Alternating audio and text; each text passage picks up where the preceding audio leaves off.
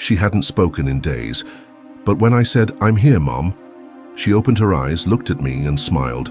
It wasn't a big smile, just a soft curve at the corner of her mouth, barely there.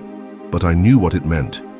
I knew it because I'd seen that same smile when I was 5 and scraped my knee, when I was 12 and scared of thunderstorms, when I was 16 and said something stupid, but she loved me anyway. This time, though, she didn't say anything. She just smiled, and then she closed her eyes again. She was the kind of mother who knew what I needed before I knew how to ask. She wasn't loud, she wasn't flashy, but my mother had this quiet way of holding the world together. She knew how to calm me without words, just a hand on my shoulder or a look that said, "I've got you." She packed my lunch every day until high school, and somehow the sandwich was always still warm. She never raised her voice unless she was laughing, which was often. Loud, open laughter that made other people join in even if they didn't get the joke. She was the kind of mother who made birthdays feel like national holidays, even when all we had was cake mix and streamers from the dollar store. She believed in routines, kindness, handwritten notes, and that no one should go to bed angry, ever. When my dad died, I was 19. And even though I was technically the man of the house, she was still the one who held us up, who made sure the bills got paid, who kept the fridge full, who reminded me that grief didn't mean we stopped living.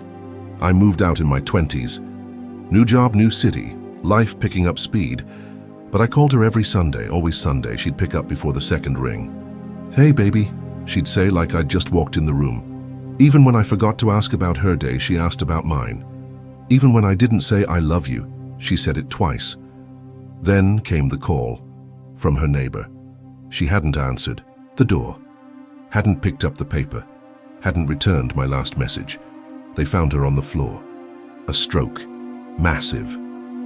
By the time I got to the hospital, she was unconscious, breathing but distant, like she was halfway between here and somewhere else. The doctor told me she might wake up. He said it softly, like he didn't want to give me too much hope. So I sat and waited and hoped anyway, because this was my mother. Chakdu, one who always showed up, the one who never left a goodbye unsaid. I thought, if anyone can come back for one last moment, it's her, and I was right, sort of. The monitors beeped, the machines breathed, but she didn't. Not really. The hospital room had its own kind of rhythm, slow, sterile, mechanical. Beep. Hiss. Beep. Hiss. I started to hate those sounds. Not because they were loud, but because they reminded me that she was alive in the technical sense, and yet somehow already slipping away. She hadn't opened her eyes in 3 days, hadn't moved, hadn't responded to my voice or the nurses or the classical music I played from her old playlist. I tried everything. Read her favorite book aloud, the one she used to read to me when I was sick, held her hand and told her the dumbest stories from work just to fill the silence, talked about childhood memories, her inside jokes, that ridiculous beach trip where we both got food poisoning and ended up laughing about it mid-vomit. Still, nothing. Her hand was warm, but motionless. Her face looked peaceful, but distant, like she was standing behind a window. I couldn't reach through. The nurses were kind. They said, "Talk to her, she can probably hear you." But their eyes said something else. Something like, "Start letting go." But how do you let go of the one person who always held you together? Every night I drove home from the hospital, I felt like a piece of me was still sitting there in that chair, waiting, hoping. Every morning I came back, I wondered if she'd be gone, and in that waiting, I started to talk to her differently. I stopped trying to wake her up and started talking like she was already half on the other side. I said thank you. I said I'm sorry. I said I wish I'd visited more, listened more, called more. I said, you don't have to fight if you're tired. I'll be okay. I said all the things I was afraid to say when she was fully here, and all the things I hoped she'd still be able to hear now, because love doesn't stop when the words stop. Sometimes, presence is the loudest kind of goodbye, and I was going to stay until the very end, even if the end came with silence. I thought I was just there to witness the end, but then she opened her eyes and gave me one last beginning. It was early morning. The light coming through the hospital window was soft. That kind of light that makes everything look like a memory before it even ends. I had barely slept. My body was in the chair, but my mind had drifted somewhere between waiting and letting go. I held her hand, whispered, "Good morning, Mum," like I had every day. No response. But then, her fingers twitched. I sat up. I didn't say anything else. I didn't want to scare the moment away. I just held my breath. Then her eyelids fluttered, once, twice, and opened. She looked at me, and for the first time in a week, her eyes focused, not on the ceiling, not on nothing, on me. And then, she smiled. It wasn't big, it wasn't dramatic, but it was hers. That same crooked little smile she gave me when I brought her coffee in the morning, the same smile she gave me when she saw me dressed for my first job interview, the same one she gave me when I called her out of the blue just to say hi, and she pretended not to cry. She didn't speak, she didn't try. But in that smile, I heard everything. I heard I see you, I heard I love you, I heard you were enough. I leaned forward, tears already spilling down my face, and whispered, "Hi, Mum, I'm here." Her eyes stayed on mine. No confusion, no fear, just peace. And then, slowly, gently, she closed her eyes again. That was it. No grand gesture, no movie moment, just a smile, and a silence that followed like a soft blanket falling over the world. I don't know how she did it, how she found the strength to come back for that. But maybe it wasn't strength, maybe it was love, the kind that finds a way, even in the final breath. And in that moment, I realized something I'll never forget. That was her goodbye, and it was perfect. It lasted only a second, but in that second, I felt everything I had ever needed from her. We spend so much of life chasing words. We wait for "I'm proud of you," for "I forgive you," for "you were right," for "I'm sorry," for "I love you." But sometimes, the most important things aren't said out loud. That smile, and that quiet, tired, beautiful smile, said all of it. It said she saw me, that even after days of silence and stillness, she came back for a moment, just for me.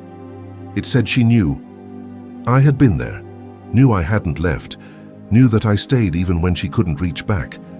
It said she wasn't afraid, that she trusted me to let her go, that she was ready, and wanted me to be too. And somewhere in the corners of that small gesture, I felt something even deeper: forgiveness. Not because either of us had done something wrong, but because we both carried little things, little wounds, little regrets, moments we missed, calls we didn't return, holidays we spent apart, but none of that mattered anymore. In that second, everything collapsed into something simpler: love. She couldn't speak, but she didn't have to. She had spent a lifetime showing up, in every lunch packed, in every warm towel after a bath, in every sleepless night she spent worrying about me, in every time she put herself second so I could be first.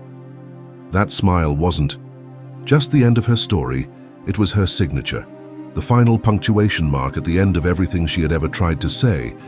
And as I sat beside her again, holding her now still hand, I realized I didn't need more time. I didn't need one more conversation. I didn't even need to hear her say my name again, because in that 1 second, in that quiet, exhausted, perfect smile, I felt known, and I felt loved, and it was enough. The next morning the sun came up like nothing had happened, but everything had. I woke up in my own bed, still wearing the same clothes. The hospital wristband was still on my arm. The hospital smell was still in my nose, and her smile was still behind my eyes. It was strange how normal the world looked. Birds chirped, kids waited for the school bus, someone mowed their lawn down the street. And yet, my world had ended. I stood in the kitchen and made coffee like always, poured it into the mug she gave me 2 birthdays ago, the one that said, "You're doing better than you think."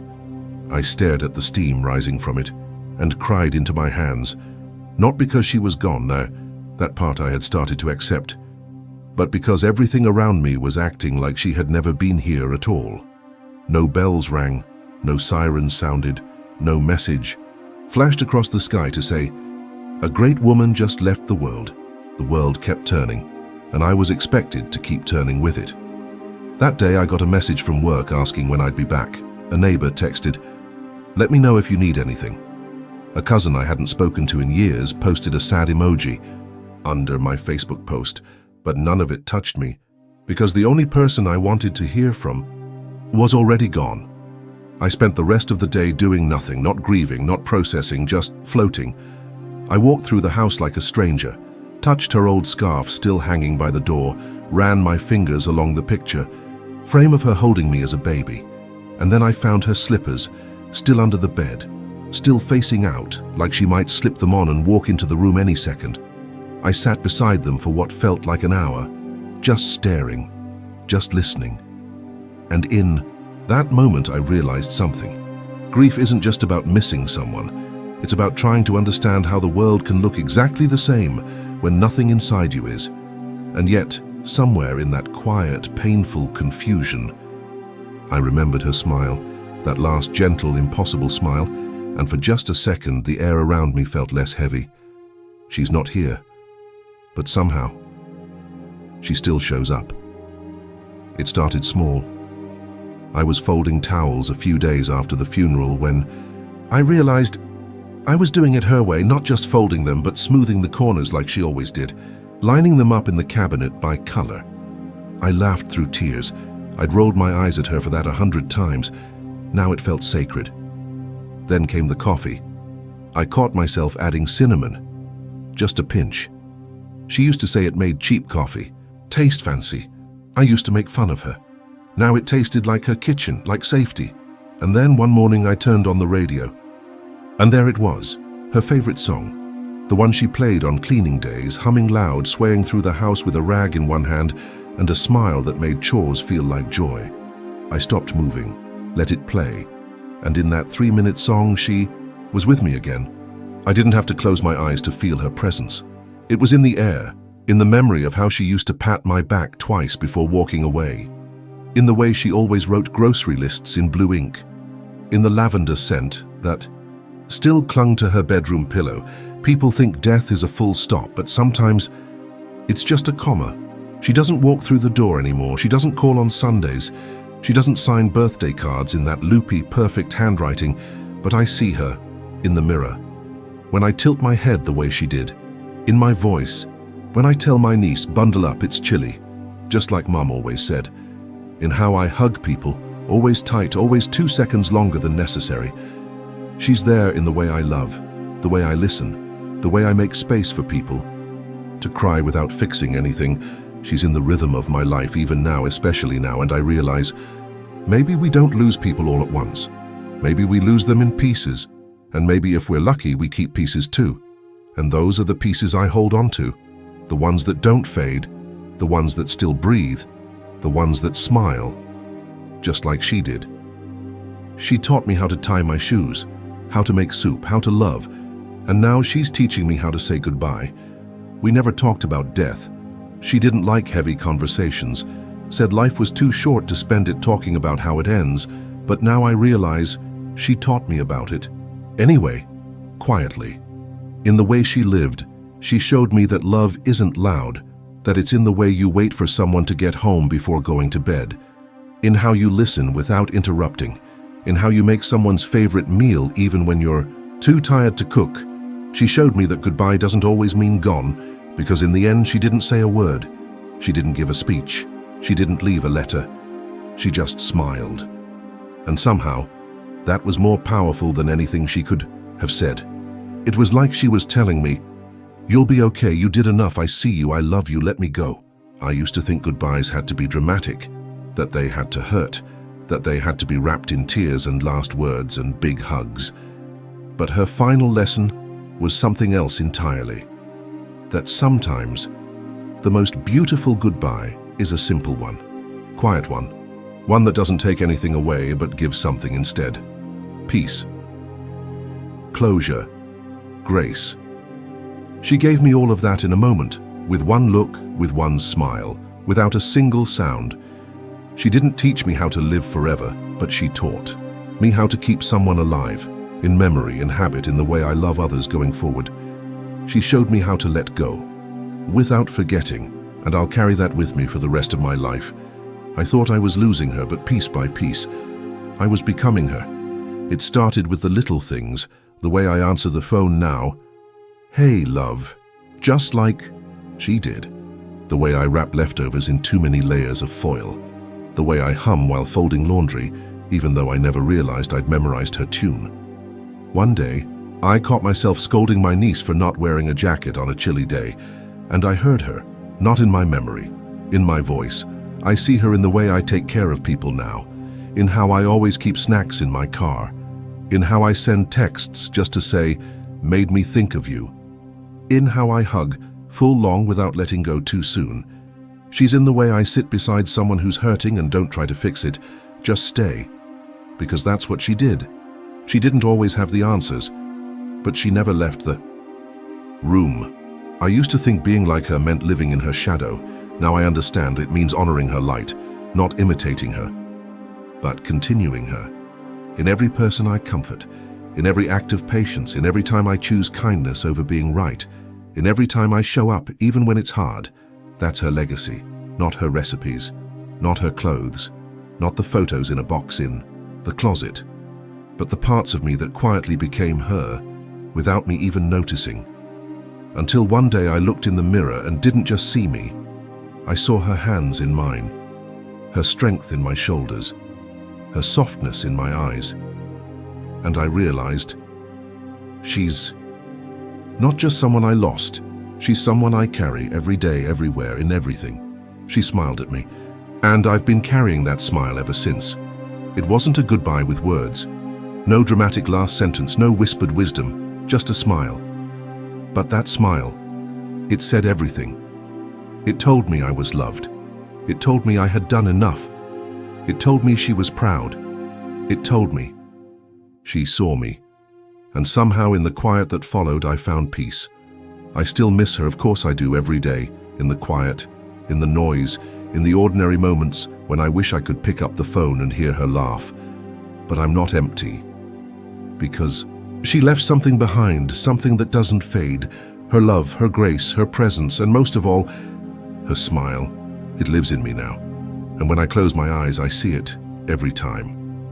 If someone you love is still here, don't wait for the perfect words. Sometimes a smile is enough. A hand held, a look returned. At the quiet, goodbye, we share the moments that say everything, even in silence. Subscribe if you've ever loved someone so much it hurt to say goodbye.